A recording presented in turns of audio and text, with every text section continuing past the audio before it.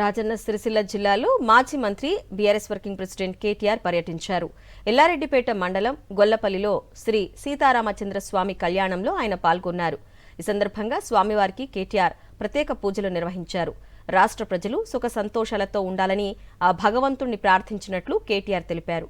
సీతారాముల కళ్యాణానికి స్థానిక నాయకులు, కార్యకర్తలు, భక్తులు పెద్ద ఎత్తున హాజరయ్యారు.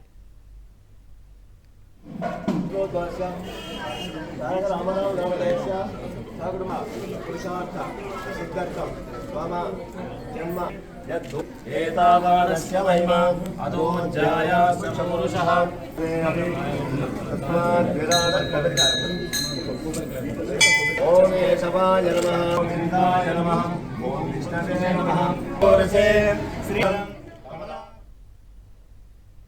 ప్రముఖ పుణ్యక్షేత్రం అన్నవరంలో శ్రీరామనవమి వేడుకలు ఘనంగా జరిగాయి.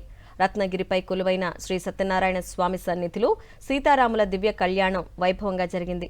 సీతారాములకు ఆలయ అధికారులు, దేవస్థానం వ్యవస్థాపక చైర్మన్ ఐవి రోహిత్ వస్త్రాలు సమర్పించారు. సీతారాముల కళ్యాణాన్ని వీక్షించేందుకు వివిధ ప్రాంతాల నుండి భక్తులు భారీగా తరలివచ్చారు.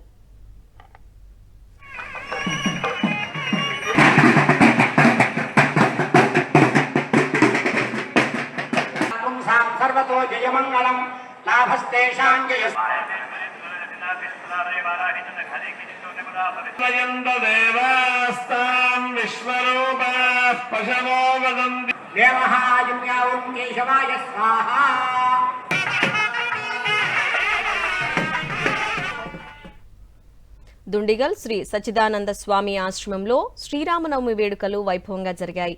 సీతారాముల కళ్యాణాన్ని తిలకించేందుకు భక్తులు భారీగా తరలివచ్చారు. శ్రీ గణపతి సచ్చిదానంద స్వామీజీ ఆధ్వర్యంలో సీతారాముల కళ్యాణం జరిగింది. సీతారాముల కళ్యాణం అనంతరం భక్తులకు అన్నదానం నిర్వహించారు. శ్రీరామచంద్ర పరబ్రహ్మణైనటువంటి శ్రీ సీతారామచంద్ర స్వామి వారి యొక్క పట్టాభిషేక మూర్తిని వరాగం అభిషు ప్రసీదత అస్మాకమింద్ర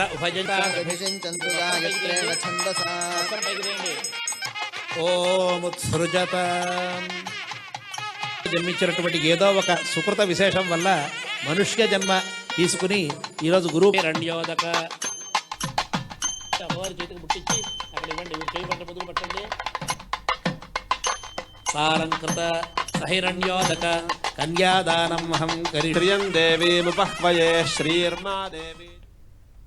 సంగారెడ్డిలోని సీతారాములకు 2.5 కోట్ల విలువైన ఆభరణాలను అలంకరించారు TPCC working president Jaggareddy.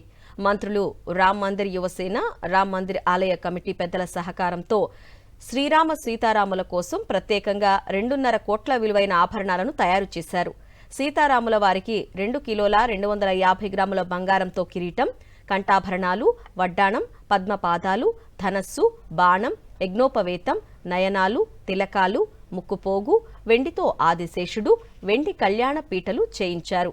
రామ్నగర్లోని Jaggareddy ఇంట్లో ఆభరణాలకు ప్రత్యేక పూజలు చేసిన అనంతరం ఆభరణాలతో రామ్ మందిర్ వరకు ఊరేగింపు చేశారు.